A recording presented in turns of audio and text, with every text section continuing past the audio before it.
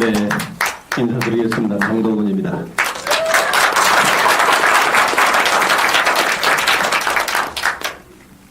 제가 여수는 자주 옵니다. 남원이 집이기 때문에 우리 전라북도의 남원, 순창, 임실, 장수 이쪽 분들은 여수 아니면 회 먹을 데가 없어요. 그래서 여기 비교적 낯설지 않고 정이 많이 들어있는 곳인데 지난번에 광주에서보다는 훨씬 많이 오셨네요. 정말 귀한 시간 내서 이 자리에 함께 하신 모든 분들께 감사드리고 또 특히 여기서 이렇게 쭉 보니까 서울에서 또 이렇게 오신 분들도 계시고 어떻습니까? 성록수 영화를 보신 나름대로 느낌들이 다 있으실 텐데 마지막 장면이 뒷전에 굉장히 강하게 지금 울림이 있을 것입니다. 노무현을 얘기했던 사람은 지금 어디 있는가? 노무현을 팔아서 정치에 입문했던 소위 말하는 친노 이분들은 국회에 있지만 아무런 얘기를 하지 않습니다. 일어나지도 않습니다. 왜 박근혜 대통령이 가짜인지에 대한 고민조차도 하지 않습니다. 자, 우리는 이 시대를 살아가고 있는 이 시점에 우리는 누구인가? 우리는 과연 오늘 이 순간도 우리 자식들에게 물려줘야 될 소중한 역사의 이 흐름을 어떻게 우리가 소화하고 갈 것인가? 여기에 대해서 많은 고민들을 해야 된다고 봅니다.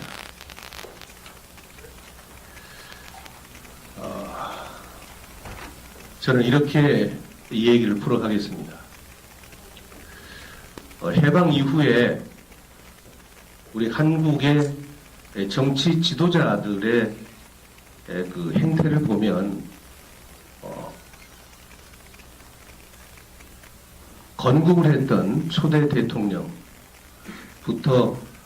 이 장면 윤보선 정부까지는 소위 말하는 독립운동을 하셨던 독립운동 세대였습니다. 물론 좌우익으로 나눠져서 약간의 혼란스러운 시기는 있었지만 독립운동 세대가 정치 1세대였습니다. 그 이후에는 박정희, 전두환, 노태우까지가 소위 말하는 군부 쿠데타 세력들이었습니다. 쿠데타로 권력을 찬탈한 광주 시민을 학살하고 권력을 찬탈한 군부 세력들이었습니다. 이게 정치 지도자의 이기라고 저는 얘기를 합니다. 그 다음에는 물론 당시에 신한국당으로 당선됐지만 김영삼, 김대중, 노무현 대통령까지가 민주화 운동 세대라고 저는 규정합니다. 이게 정치 지도자의 3기 세대다. 그런데 갑자기 노무현 대통령 이후에 이명박근혜로 이어지는 오늘날 이 세력들은 그야말로 우리 한국의 민주화 운동의 과정을 완전히 짓밟아버리고 과거에 50년 전으로 후퇴해버리는 소위 유신잔당들의 회귀 세력들이다. 그래서 우리의 역사는 더 이상 진보하지 못하고 오히려 후퇴하는 이런 쓴맛을 지금 우리가 보고 있다. 자, 이런 상황에 처해 있는 것이 우리들이고 오늘날의 정치 상황이다. 저는 이렇게 규정을 합니다. 자, 그렇기 때문에 이명박 박근혜로 이어지는 이 지금 새누리당 정권, 이 사람들은 과연 어떤 생각을 가지고 정치에 임하고 있을까?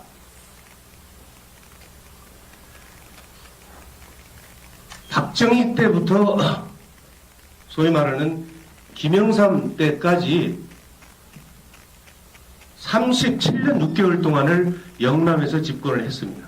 그러다가 김대중, 노무현 대통령으로 이어지는 10년간의 정권을 빼앗겨본 그들은 과거에 자기들이 누려왔던 그 권력의 단맛, 소중함 이런 것들에 대해서 전혀 자각을 하지 못했다가 10년을 뺏겨보니까 너무나 절절하게 이 권력이 중요하다는 것을 인식하게 된 것이죠.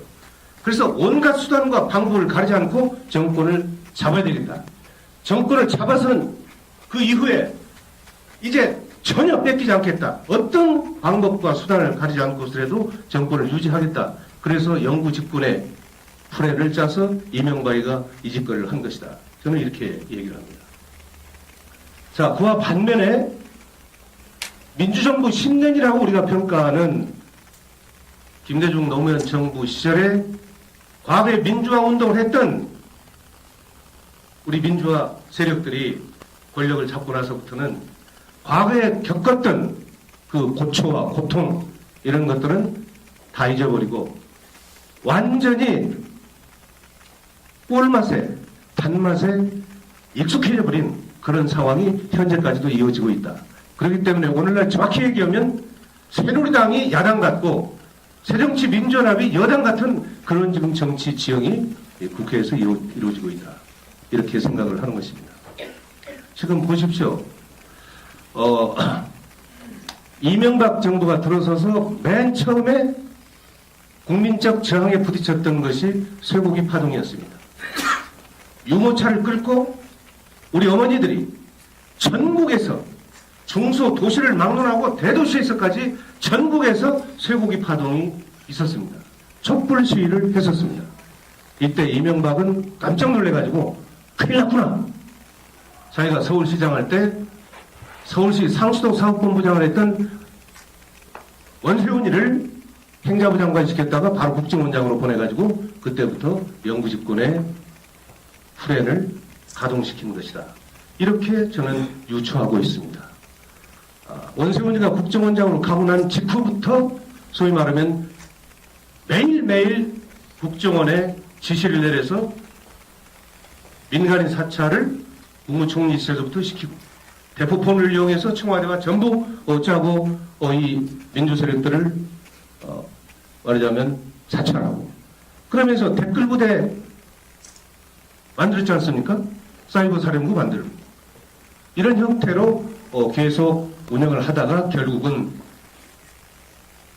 헌법에서 공무원법에서 공직선거법에서 금지하고 있는 공무원의 중립 의무를 위반하고 국정원을 비롯한 경찰청, 보훈처 등등 모든 권력기관 7개 기관이 이 대선에 직접 개입하는 부정선거를 자행을 했던 것입니다. 이제 그것도 모자라서 결국은 개표 조작 의혹을 지금 낳고 있는 이런 현상. 이것은요, 이 세계에서도 그 유래를 찾아볼 수가 없고, 우리 한국사에 있어서도 그 유래를 찾아볼 수가 없습니다. 제일 악랄하게 부정선거를 했던 것이 이승만 정부였는데, 이승만 정부는 4.4 5입을 했다든지, 이런 것이잖아요. 삼선 개헌을 했다든지, 그 당시에 이 관권선거라고 해봐야, 면단위 면석이들이 돌아다니면서 몰표 집어넣고 투표함 바꿔치고 이런 것이 고작이었는데, 이제는 우리 국민이 아무리 투표를 잘했고 아무리 정상적인 개표를 했다 하더라도 그 개표 결과가 우리 국민에게 제대로 전달되지 않는 이런 상황들을 우리가 지금 눈앞에서 목도를 했던 것이 지난 18대 대통령 선거였다. 이것을 과연 우리 야당에서는 모르고 있느냐? 그렇지 않습니다. 알고 있습니다. 알고 있으면서도 왜 얘기를 못하느냐? 저도 그것을 모르겠어요. 그 이유를 모르겠어요. 기본적으로 이 사람들이 하는 대표적인 사유가 뭐냐? 대선 불복입니다. 대선 불복이라고 하는 새누리당의 그 프레임에 걸려들지 않기 위해서 계속 애써서 브런치하고 무시해버리는. 결국 그것은 어디에서 기초한 것이냐? 야당이 야성을 잃어버렸습니다. 국민의 뜻이 무엇인지를 알려고 하지 않습니다. 오로지 우리가 이렇게 정치를 하면 새누리당에서 어떤 반응이 올까? 보수 언론이 어떻게 우리를 공격할까? 청와대 박근혜가 우리를 어떻게 공격할까? 이것만 신경을 쓰고 있어요. 그렇기 때문에 지금의 야당은 정상적인 국민의 의사를 대변할 수가 없다. 그런 정당으로 지금 전락해버렸다. 저는 그렇게 얘기할 수밖에 없습니다. 자, 어느 분 저한테 그런 얘기를 해요. 대통령 선거가 끝난 지가 언젠데 이제서 그 얘기를 하느냐. 그 얘기를 하더라고요. 근데 저도 참 그 얘기를 들을 때마다 변명을 계속 하지만 답답한 건 저도 마찬가지예요. 저는 아시다시피 제가 김대중 대통령의 그 제야 인사 시절에 제가 비서를 했고 노무현 대통령 당선될 때는 제가 호남의 조직 정책을 맡아서 일을 했지만 제가 지난번에 2012년 남원 순천에서 당선될 때는 제가 통합진보당으로 당선됐어요. 민주당 공천 받지도 못했고 민주당의 당시에 공천을 받았던 사람은 청와대 정무수석부터 원내대표를 했고 예길위원장을 했던 4선에 도전하는 사람이었는데 제가 그 사람을 이기고 통합진보당으로 당선돼가지고 국회에 갔는데 우여곡절이 많았지 않습니까? 지금 해산이 되어버렸지만 그래서 제가 결국은 무소속으로 있다가 지난해 3월 달에 이 당에 합류하고 나서부터 이 문제를 집중적으로 들여다보니까 이거는 도저히 있을 수 없는 그야말로 이 사실을 알고 있는데도 이것을 발언하지 않고 이것을 밖에 알리지 않는다면 소위 말하면 국민의 대표자인 국회의원으로서 이것은 역사의 죄인이다.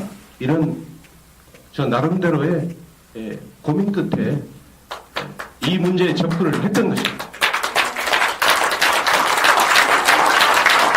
그동안에 이 문제를 가지고 우리 여수에 계시는 정병진 목사님이나 또 우리 김우영 목사님이나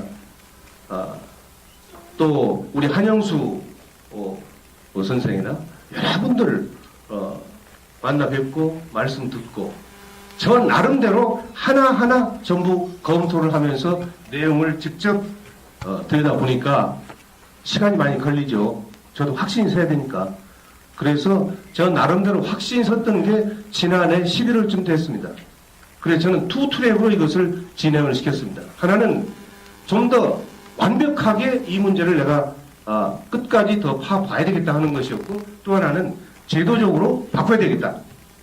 그 방법은 과연 무엇이 있을까? 그래서 두 차례의 국회에서 토론을 개최해가지고 투표소에서 수개표하는 법안을 우리가 발의해서 이것을 개정을 시켜야 되겠다. 공직선거법을. 그래서 지금 지난해 12월 달에 투표소에서 수개표하는 법안을 국회에 발의해서 지금 국회에서 논의 중인데 그것조차도 우리 야당에서 별 관심을 갖지 않고 이 문제에 집착하지 않기 때문에 지금 정상적으로 지금 심사가 되지 않고 있다. 이런 상황입니다. 이제 하다 안 돼서 제가 법을 쭉 보니까 공무원이 선거에 개입했을 때 벌칙 조항이 없더라고요. 그래서 제가 며칠 전에 앞으로 공직자가 선거에 있어서 중립 의무를 위반하고 선거에 개입한 경우에 최하 징역 5년에서 최고 징역 10년까지 징역형을 선고할 수 있도록 벌칙 조항을 지금 개정안을 엊그저께 냈습니다. 그래서 이 문제도 이제 뭐 19대 국회가 얼마 남지 않았습니다만은 적어도 국가공무원이 또는 지방공무원이 선거에 개입해서는 안 된다라고 하는 것을 분명하게 인식을 시켜줘야 된다. 그래야 이 국가 공권력이 이 선거에 개입하지 않을 것 아니겠습니까? 저는 모든 것은 사필 규정입니다. 그리고 아무리 가짜가 진짜 행세를 한다 한들 얼마나 가겠습니까? 그리고 불의가 정의를 덮지는 못한다. 저는 그렇게 믿습니다. 지금 10월 13일 날 제가 국회에서 발언한 이후 이제 2달 가까이 이제 돼 가고 있습니다만은 오늘 이 자리에 계신 여러분들 뿐만이 아니라 전국 각지에서 18대 대선에 대한 부정선거, 개표 조작 의혹에 대해서 많은 국민들이 지금 공론을 모아가고 있고 여기에 하나 하나 모아들어서 집중적으로 지금 이 의견들이 모아지는 단계라고 저는 보고 있습니다. 그래서 내년 4월 달에 20대 총선이 있고 또 2017년도에 대통령 선거가 있습니다만은 빠르면 그 전에 아니면 그 이후에라도 이 18대 대선에 대한 여러 가지 의혹들은 반드시 밝혀질 수밖에 없다. 그러기 위해서는 우리가 어떻게 해야 되느냐. 정말 이 땅에 다시는 이렇게 추악한 그리고 악랄한 부정선거와 개표 조작이 다시는 발붙이지 못하도록 우리가 뜻을 모으고 앞으로 투쟁해 나가야 된다. 이렇게 저는 말씀을 드립니다. 주어진 시간이 많지 않기 때문에 오늘은 제가 인사드리는 시간을 아주 짧게 이 정도로 말씀드리고 기회 있으면 또 말씀을 드리도록 하겠습니다. 아무튼 오늘 귀한 시간 내주셔서 감사하고요. 제가 인사드릴 수 있는 기회를 주신 우리 감독님께 너무 감사드립니다. 고맙습니다. 독립운동을 하셨던 독립운동 세대였습니다.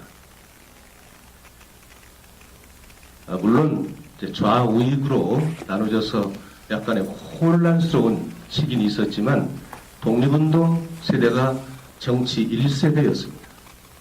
그 이후에는 박정희, 전두환, 노태우까지가 소위 말하는 군부 쿠데타 세력들이었습니다. 쿠데타로 권력을 찬탈한 광주 시민을 학살하고 권력을 찬탈한 군부 세력들이었습니다. 이게 정치 지도자의 이익이라고 저는 얘기를 합니다. 그 다음에는 이분들은 국회에 있지만 아무런 얘기를 하지 않습니다. 일어나지도 않습니다. 왜 박근혜 대통령이 가짜인지에 대한 고민조차도 하지 않습니다. 자, 우리는 이 시대를 살아가고 있는 이 시점에 우리는 누구인가? 우리는 과연 오늘 이 순간도 우리 자식들에게 물려줘야 될 소중한 역사의 이 흐름을 어떻게 우리가 소화하고 갈 것인가? 여기에 대해서 많은 고민들을 해야 된다고 봅니다.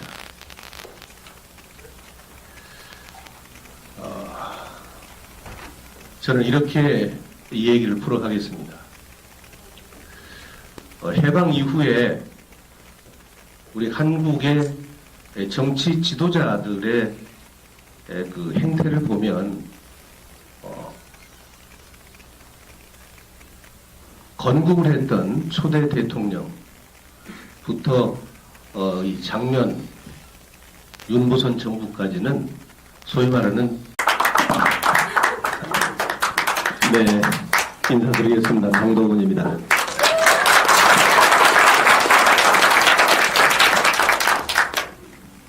제가 여수는 자주 옵니다. 남원이 집이기 때문에 우리 전라북도의 남원, 순창, 임실, 장수 이쪽 분들은 여수 아니면 회 먹을 데가 없어요. 그래서 여기 비교적 낯설지 않고 정이 많이 들어있는 곳인데 지난번에 광주에서보다는 훨씬 많이 오셨네요. 정말 귀한 시간 내서 이 자리에 함께 하신 모든 분들께 감사드리고 또 특히 여기서 이렇게 쭉 보니까 서울에서 또 이렇게 오신 분들도 계시고 어떻습니까? 상록수 영화를 보신 나름대로 느낌들이 다 있으실 텐데 마지막 장면이 귓전에 굉장히 강하게 지금 울림이 있을 것입니다. 노무현을 얘기했던 사람은 지금 어디 있는가? 노무현을